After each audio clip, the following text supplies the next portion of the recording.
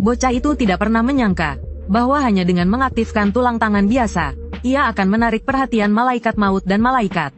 Kedua belah pihak bertempur hebat untuk merekrutnya. Malaikat maut menjanjikannya posisi sebagai penyihir maut agung, dengan statistik maksimal sebagai penyihir. Malaikat juga menjanjikannya gelar penyihir kuil. Dihadapkan dengan tawaran yang begitu menggoda, bocah bernama Hu yang justru menolak malaikat maut. Ternyata, ini adalah dunia di mana game dan realitas telah menyatu. Hal ini menyebabkan monster dari game tersebut muncul di bumi. Iblis, yang dipimpin oleh malaikat maut, muncul, membantai manusia. Manusia tidak berdaya melawan mereka. Bahkan Hu Yang, dengan kekuatannya yang biasa saja, tidak gentar di hadapan malaikat maut.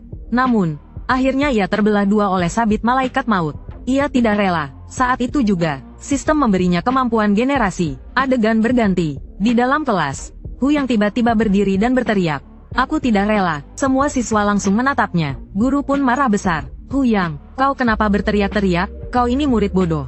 Apa yang tidak kau relakan dari ujian masuk perguruan tinggi? Duduk, jangan mengganggu ketertiban ujian." Hu Yang terkejut. Ia ternyata masih hidup. Saat itu juga, pengumuman terdengar. Ujian masuk perguruan tinggi akan dimulai dalam 5 menit. Harap bersiap-siap. Ujian masuk perguruan tinggi, apakah ia terlahir kembali 10 tahun yang lalu? Di hari peluncuran game Tianqi, ia melihat cincin di tangannya. Ia ternyata membawa cincin game Tianqi kembali bersamanya. Cincin Tianqi adalah media untuk memasuki game Tianqi. Apakah ini berarti ia bisa masuk ke dalam game lebih awal? Guru, yang melihat Hu Yang mengabaikannya, menarik kerah bajunya dengan marah. "Dasar sampah, Hu Yang, aku sedang bicara padamu. Kau tuli atau bodoh, percaya atau tidak, aku akan mengusirmu sekarang juga. Keluar, mulutmu kotor sekali, selalu bicara sampah. Kau pikir kau pantas dihormati? Aku ingat kau, saat kiamat tiba. Kaulah bajingan yang mengorbankan murid-murid dan melarikan diri." Setelah mengatakan itu, ia berbalik dan pergi. Ujian masuk perguruan tinggi sialan. Aku mau main game Tianqi.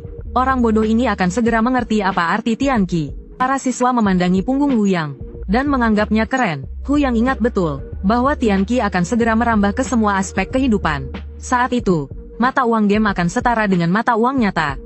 Satu senjata bisa ditukar dengan mobil mewah, bahkan menjadi mata uang antar negara. Ada yang kaya raya berkat game Tianqi, dan ada juga yang jatuh ke dalam jurang kemiskinan. Tapi di balik peluang dan bahaya ini, invasi game yang lebih brutal. Api perang menyapu seluruh dunia.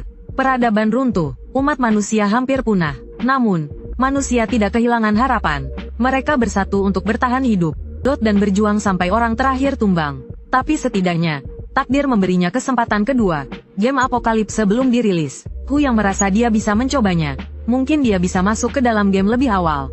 Dengan begitu,